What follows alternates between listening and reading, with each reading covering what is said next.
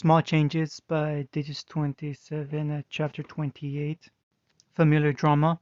Naruto found his confidence well placed, as sure enough his team did make it through the first round rather easily if their cocky grins were to be believed. He hoped that didn't affect their judgment too much and make them lower their guard, not with what he knew about the upcoming second task. As it was, he was watching the trio, amongst others, through one of a few video monitors set up in a tall building Naruto would have compared to the tower in Training Ground 44, in purpose at least. It sat at the edge of the cave system and acted as a staging ground for the beginning before they were led out to the various entrances and a waiting room for the Jonin sensei. You guys nervous? Asuma asked, chewing on his cigarette more than he was sucking on it.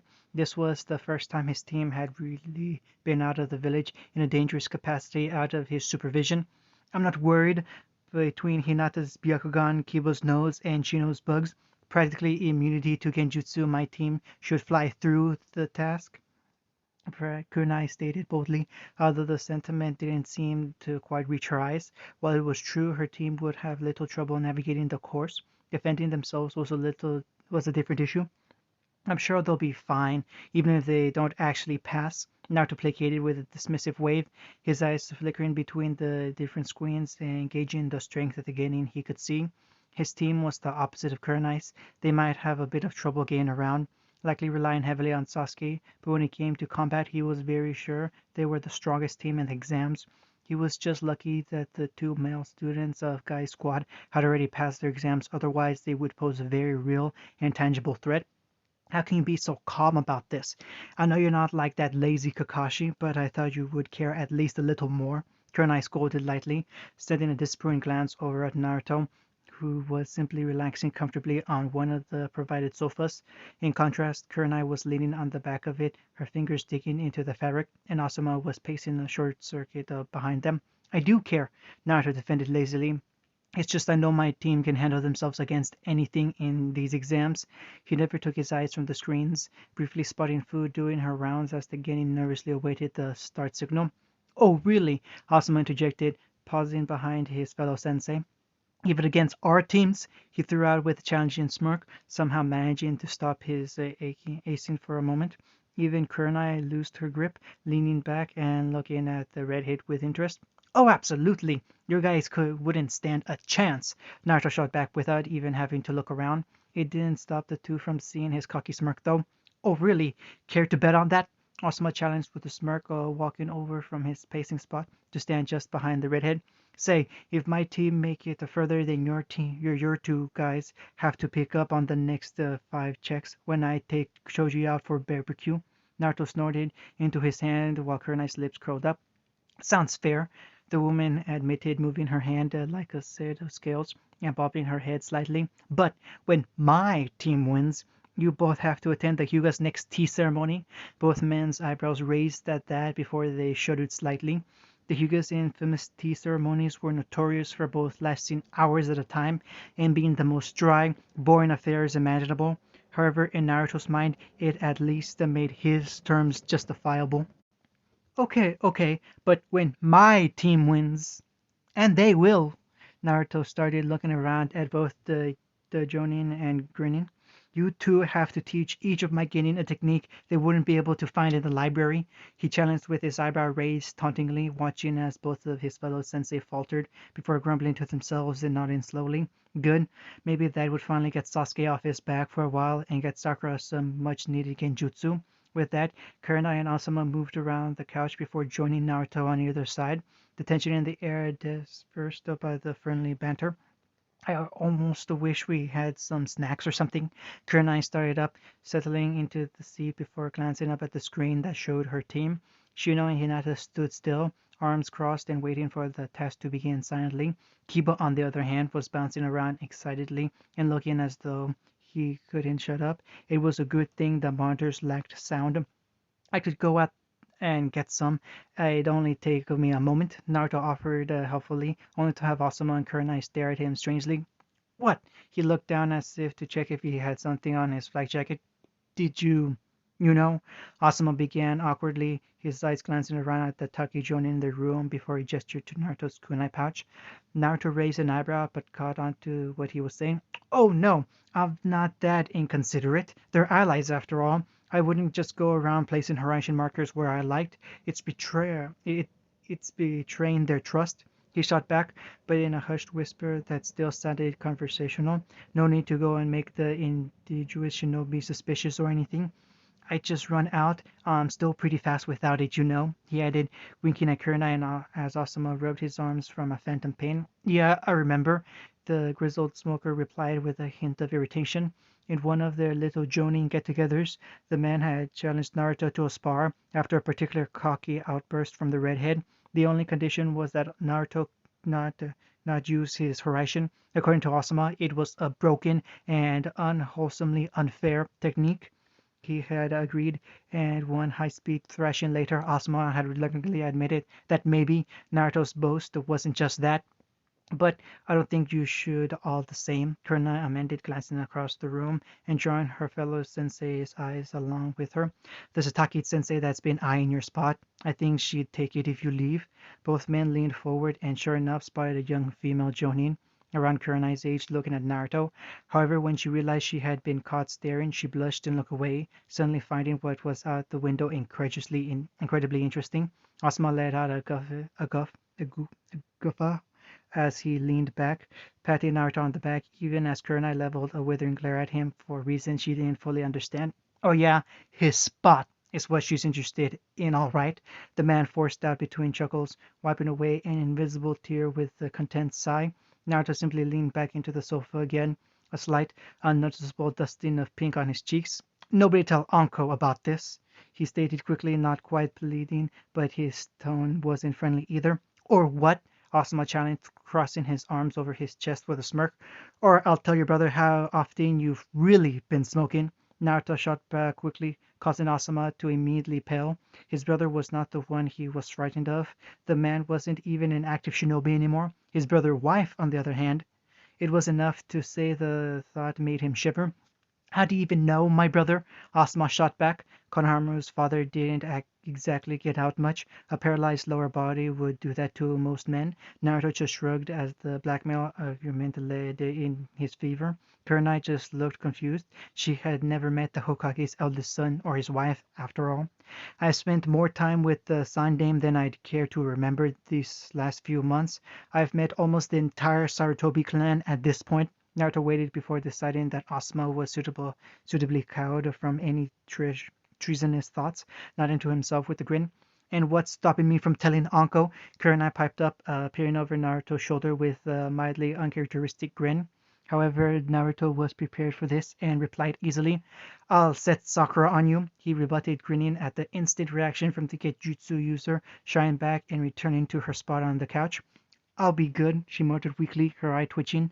She remembered the last conversation she had with the pink-haired Genjutsu user in training. Let it be said that when Sakura gained a passion for it, she was relentless in its pursuit. Sasuke knew this all too well. Kurenai enjoyed discussing the finer points of illusions and their uses as much as any practitioner of the art. However, doing so for almost 2 hours as the girl took down innumerable notes, only to promise to be back the next day. She'd rather be trapped in one of her own techniques. At some point while the Jonin had been bantering, the second task had begun, and the displays showed fixed views of the various teams as they blindly searched through the tunnels for the scrolls they needed. Now that they had something else to focus on, the trio settled into a comfortable silence, waiting for something exciting to happen. However, the beginning of the task was rather dull, just the team scrambling around in the dark. Only Kurenai's team walked with any semblance of confidence. Hinata's active Byakugan likely the reason.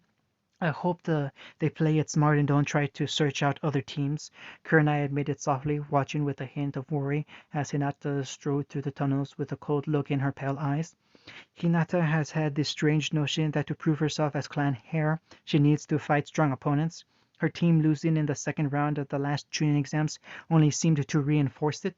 A sigh escaped the raven-haired woman's lips. She was truly worried for Hinata, wondering where the sweet innocent girl had gone. Well, she'd do well not to search my team out. Sasuke has the very same issue. Naruto commented, actually rather intrigued about the outcome of a clan between the two jutsu users. He was sure Sasuke would come out on top, but it was a tricky subject as to Uchiha and Hyuga had been in nearly direct competition ever since the Senju all but died out during the Second Shinobi War. The two families had grown rather good at exploiting the other's weaknesses. It would be an entertaining bout all the same. And you think your team would beat mine? Kurenai shot back indignantly, only to have Naruto cock his head in her direction with a lopsided grin. Asuma just sighed from the other side of them, blowing out a small cloud of smoke, much to the chagrin of nearby sensei from other villages. Can we not get back into this? The older man cut in, trying to find his team amongst the monitors. It was a rather disorienting setup, as the cameras were fixed and the screens kept cycling through the various feeds, only stopping on fights that sprung up. You're only saying that because you know your team is the weakest when it comes to direct confrontation. Kurenai surprised both men with the comment. Although it was said playfully, it did have a grain of truth to it. The Inoshikacho formation was certainly a famous one. However, it was specifically suited for capturing or incapacitating single opponents. In a team situation, they were somewhat vulnerable to separating and subsequent overpowering. Hasuma simply grumbled something under his breath and focused on the screens, not dignifying the jab with a response. Huh, good one. Naruto grinned at Kurenai, getting a mischievous smile back that would have looked out of place on Anko's features. And you can talk. Each of my students are well suited to dealing with yours in a straight up fight, you know. Shino's Kekkei Genkai would be practically immune to Sakura's Genjutsu. Kiba's speed and claws would be more than able to deal with whatever swordplay you've managed to teach Ame in a single year, and I still maintain Hinata would be able to match Sasuke with little difficulty. She was Kunoichi of the year for a reason, Kurenai argued resolutely, crossing her arms under her chest and smirking changingly. Well, if they were smart, which I know they are, at least when Sasuke actually kept his head on and didn't let someone goad him into frustration, but he left that unvoiced.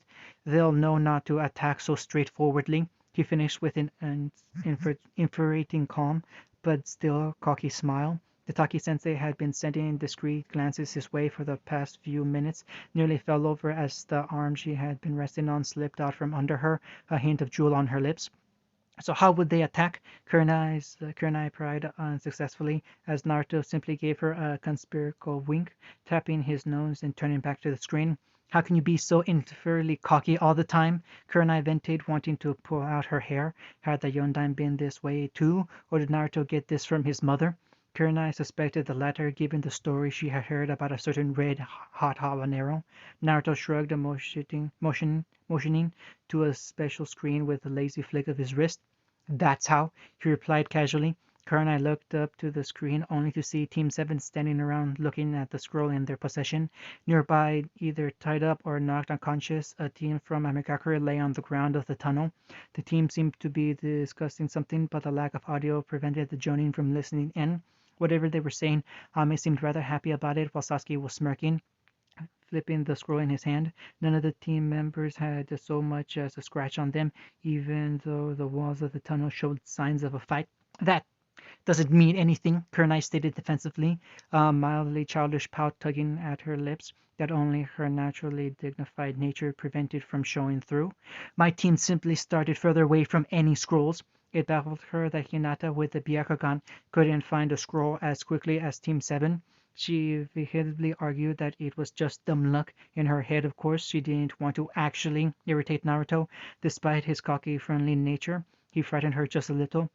It was a bit irritating when he had been nothing but kind, but she had heard about his time in Ambu. He had been given that nickname for a reason. Sure, keep telling yourself that, Naruto grunted as he jerked forward off the couch with a flourish, quickly flashing a grin at the two joining. I have a team to go greet and congratulate, and with that, he strode from the tower, a bright grin on his face as he ignored the other joining sensei scowling at him around the room. They could still be ambushed on the way out, Kurenai called, only to have Naruto wave at her cheekily, still straying away. You wish. You wish, and then he was gone. Swagger in his step that was just uniquely his. Kurenai turned back around, practically glaring at the screens as her fingers dug into the cushions before she let out a muffled sigh of frustration. "He's so damn insufferable," she growled out through gritted teeth, only to have Alcima chuckle carelessly to her side. "And yet you stick around him." Suddenly the full force of her glare was on him, instantly shutting him up. True to prediction, Team 7 made it out of the tunnels relatively unscathed, relatively because they had been ambushed on the way out, 3 times in fact. Other teams had the idea of stalking out the exits once they found them to capture teams on the way out, who naturally would have scrolls and would be tired from fighting. A good plan in theory, in practice not so much. It was rather predictable and the tunnels didn't exactly offer a lot of hiding places, making ambushes work in both directions. He was rather proud that his team hadn't humored the idea. There was always the chance of another team deciding upon the same plan, forcing them to fight for the entrance. They weren't the first team out. Apparently, that honor belonged to a team from Kirigakure, notably the first team Kirigakure had ever sent to the Chunin exams. It was a rather historic moment, all things considered, and the 3 young genin from the mist weren't disappointing. There was also the fact a certain Yuki happened to be a part of the team, something Naruto was sure Ame was excited over and would be excellent teasing material. Somebody had to balance out all that overconfidence Uncle was instilling in the girl. However, his team were by no means the last, coming out of the tunnel third overall, getting stalled quite a bit on their way out. However, much to Naruto's satisfaction and his voiced pride, they had beaten any other team from Konoha out. He had naturally congratulated his team upon their arrival, ragged looking as they were, and swiftly looked them and took them out for some victory ramen. It wasn't as good as the stuff you would make at home, but it was still a nice meal.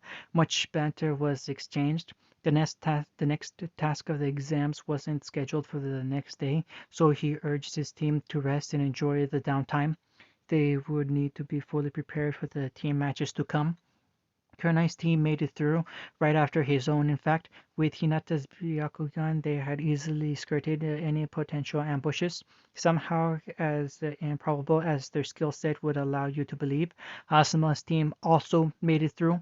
That wasn't to say Naruto thought badly of the Smokers trio. However, their skills, both individually and as a team, didn't exactly lend themselves to such retrieval-esque scenarios. When asked what exactly they had done to get through, Asuma had been frustratingly tight-lipped, citing revenge for Naruto's earlier cockiness. In any case, the rest of the day passed smoothly, with the team getting in some last-minute light training from Naruto amongst various pointers. He expected the team to be the ones to scope out their potential opponents, but it didn't hurt to give them some pointers where they really needed them. After all, he had talked a big game. Now he needed to help them smash the competition and see it through. He still felt confident in himself, but as he made the walk towards the amphitheater-like stadium Taki was using to hold the final task, a little apprehension crept into his thoughts. He couldn't even ease them with his usual teasing of his team. They had been collected earlier in the morning by Taki Chunin to ensure that no participant would be late to the exam. The people here really wanted to make sure there were no delays. After all, they did want everyone out of their village as quickly as possible. But there was also the fact that visiting nobles would be arriving, and as a small village, they didn't have the political pull to be excused for making them wait. Naruto wondered if the various nobles in the heavy, expensive clothing also had to go through the normal entrances to the village. The thought made him chuckle. "And what's so funny?" A recognizable voice piped up to his side as food dropped down from the sky. Oddly enough, though, Naruto was standing in the middle of the street, and there was no buildings around to let her fall from such a height. Shaking the oddity from his mind, Naruto put on a bright smile and inclined his head to the foreign jonin. "Drenched nobles," Naruto explained casually, as if Fu hadn't just dropped out of nowhere and they had been talking for hours. The vedette nodded sagely for a moment before cracking a grin. "I agree. Unfortunately, they are escorted in via a different set of tunnels. The path is more widening and it takes longer, but there's less wetness," the Pipi Jinchuriki admitted brightly before glaring slightly into the distance. "Doesn't stop them complaining about it, though," she grumbled under her breath, causing Naruto to chuckle and her smile to return in turn. "Yeah, well, what are you going to do about it?" Merchants peddle, fishermen fish, shinobi fight, and nobles complain. These are the facts of our world, Nato explained in a voice of mock condensation, as though he were some aged scholar trying to get his point across through for the thousandth time. The act didn't last long before both Jinchuriki began to laugh, drawing a few untoward eyes in their direction. It seemed people didn't take too kindly to the resident demon container consorting with a foreign shinobi, especially if they actually recognized the redhead. Ah, you're all right, Naruto-kun, Fu admitted through a content sigh, punching him lightly on the arm in jest. However, the redhead only raised an eyebrow, his smirk overtaking his features. Oh, it's Naruto-kun now, huh, Fu-chan? The Jonin stressed, playfully enjoying seeing Fu's caramel cheeks turn a sudden and bright shade of red. It's well, her eyes twitched violently as she looked away, hand twitching up to her chest before she forced it to stay down. Yeah, it is, she yelled suddenly, swiveling on Naruto and staring him in the eye as if daring him to say anything else. You got a problem with it? She challenged, hands coming up to cross under her chest, and not just because she was afraid of what they might do otherwise. Nope, not at all. Nope, not at all, Naruto admitted cheerfully. If he noticed Fu's distress, he didn't act like it, turned back to the street, and continued his slow walk to the stadium. The third task wasn't scheduled to begin for another 20 minutes anyway. The two lapsed into a semi-awkward silence after that, as the wound through familiar and unfamiliar streets, for Fu and Naruto respectfully. The vedette trailed slightly behind him, fumbling with her hands and looking as though she were struggling to say something. Fu, Naruto finally spoke up, not looking around but bringing his hands up behind his head in a relaxed manner. The teen's head immediately shot up, her eyes wide at the sudden and unexpected acknowledgement. Yeah, she fumbled awkwardly before mentally slapping herself. What's up with you? Naruto asked seriously, finally turning to reveal two genuinely concerned violet eyes, boring into Fu like he could see right through her. The white-clad Jinchuriki froze on the spot, orange eyes going wide for a moment as her surprise caused her usual emotional mask to slip. It was only brief, though, and she was able to recollect herself in a flash, smiling distinctly. I'm fine. What up with you? She shot back, adding lacing a sultry undertone to her voice in an attempt to divert the conversation. The redhead stared for a moment before giving her an odd smile. His eyes were indecipherable to the girl, that was usually so good at gauging people's intentions. Figures that the one person immune to her gaze was someone in the same situation as her. Naruto turned away, continuing his walk as they lapsed back into silence. It didn't last long. It's weird, isn't it?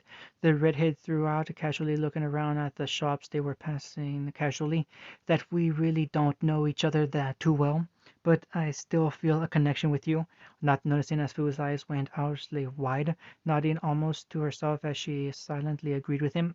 But we do, the redhead blurted out, clasped her hands to her mouth as if she could take the words back as soon as she realized her error. However, it was out and she couldn't, so she smiled weakly and elaborated. We do know each other, she stressed intently, hands clasping together in front of her body as she skirted around until they were facing one another and she could look into his eyes. We're both Jinchuriki. We know each other better than anyone else could because we understand, she whispered, not wanting the other people passing them by on the way to the stadium to overhear. You shouldn't be so quick to give up on people, Fu. Naruto urged softly, his eyes gaining a saddened downward look. Just because we are what we are doesn't mean that we are the only people we can let in. He smiled. It was a small, but it was real, and that was more Fu could say for most of her expressions. If you just allow yourself to trust someone, I'm sure you can find anything you're looking for. He noticed Fu looking courageously confident as he spoke, culminating in her hands clenching tightly by her side, her eyes trembling slightly as she waited for him to finish. But I do, and I have, she protested quickly, taking a step closer as Naruto cocked his head to the side.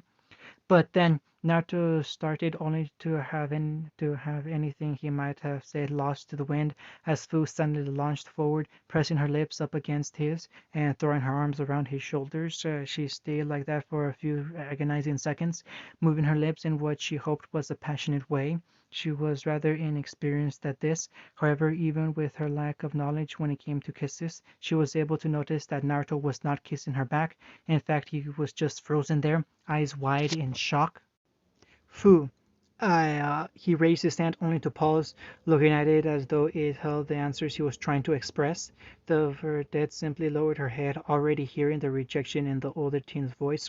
Oh, she wasn't quite sure what to say. She hadn't honestly expected this, or at least she hadn't really thought anything. She had simply acted without a fleeting thought for the consequences or possibly reactions Naruto might have had. She had allowed herself to be hopeful, and now it felt like there was a heavy weight pressed down on her chest. Ah, I see, she muttered, taking another step back, her mouth opening again only for a half strange noise to emerge, her lips moving like a beached fish.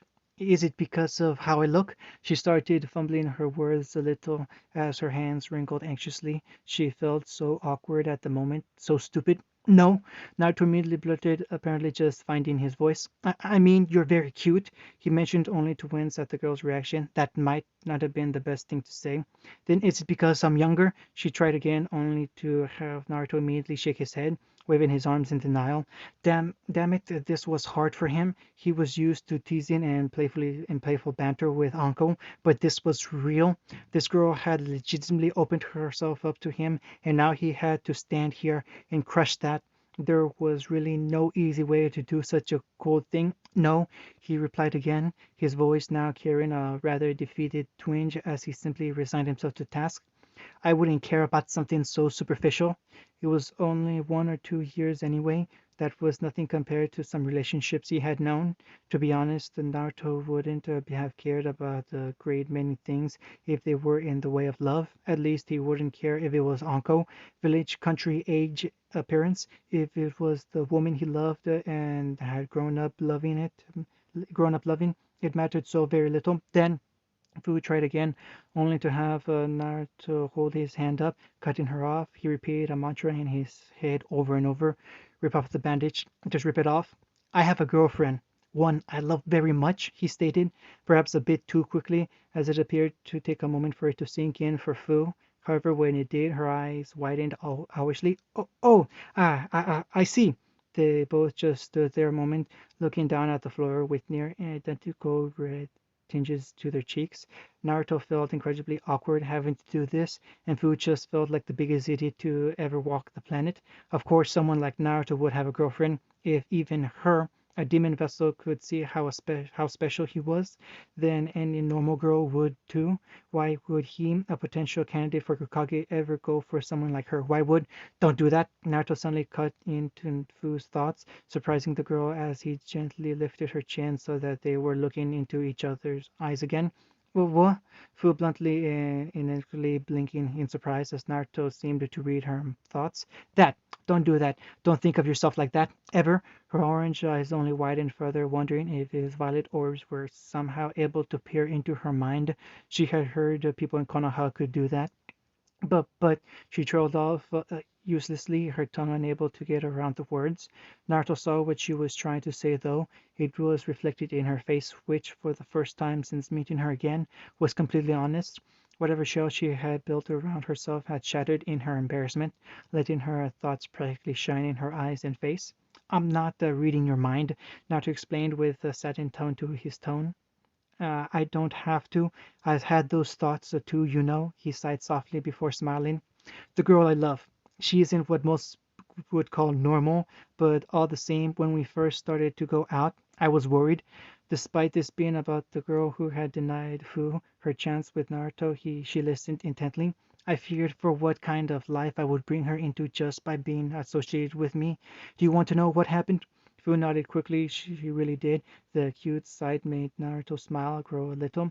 She punched me in the arm and told me to suck it up, stop worrying, that she could take care of herself, and that my concern only meant the feelings were that much more real, he finished, causing Fu's eyes to widen comically. But then the vedette tried only to fumble the words again. What I'm trying to say, Fu, is that just because you are a Jinchuriki does not mean that you are different from anyone else. He poked her in the forehead playfully, smiling a true smile that seemed to actually get through to her. "You're human too, and one day someone will see that." He stuck his hand out, and after a hesitant, ponderous moment, Fu took it. "Trust me," Naruto told her with a bright smile, and she did. As Fu clutched that hand with both of hers like a lifeline, she did trust Naruto. "I need to think about this," she finally admitted, letting go of the warm hand a little reluctantly before taking a hesitant step back. "Thank you, Naruto."